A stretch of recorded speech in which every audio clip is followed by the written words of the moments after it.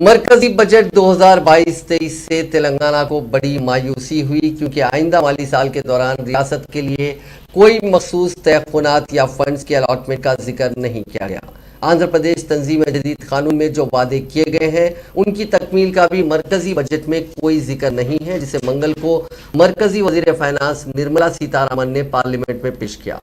حکومت تلنگانہ کی جانب سے وقفے سے مرکز سے مختلف پروجیکٹس اور فنڈز کی منظوری کے لیے جو نمائندگیاں کی جاتی رہیں انہیں بھی مکمل طور پر نظر انداز کر دیا گیا۔ ریاستی حکومت کو مرکزی بجٹ 2022-23 سے بڑی توقعات تھی کیونکہ نہ صرف وزیر اعظم نریندر مودی بلکہ مختلف متعلقہ مرکزی وزراء سے بھی سابق میں مختلف امور پر کئی مرتبہ نمائندگیاں کی جا چکی ہیں۔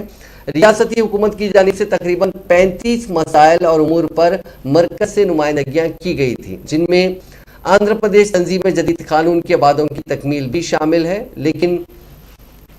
مرکزی بجٹ میں ایک بھی مسئلہ یا وعدے کو شامل نہیں کیا گیا۔ بیارا میں اسٹیل پلانٹ، ملک میں ٹرائبل یونیورسٹی اور ضلع ورنگل کے قاضی پیٹ میں ریلوے کوچ فیکٹری کے قیام کے مطالبات کو بھی مکمل طور پر نظر انداز کیا گیا۔ قومی اہمیت کے حامل تعلیمی اداروں کے تلنگانہ میں قیام کے لیے بھی متواتر مکتوب روانہ کیے گئے، جن میں IIM، NID، IISER، Navodaya Kendriya ودیالیہ کے قیام کے مطالبات بھی شامل ہیں۔ Industrial corridors, information technology investment region,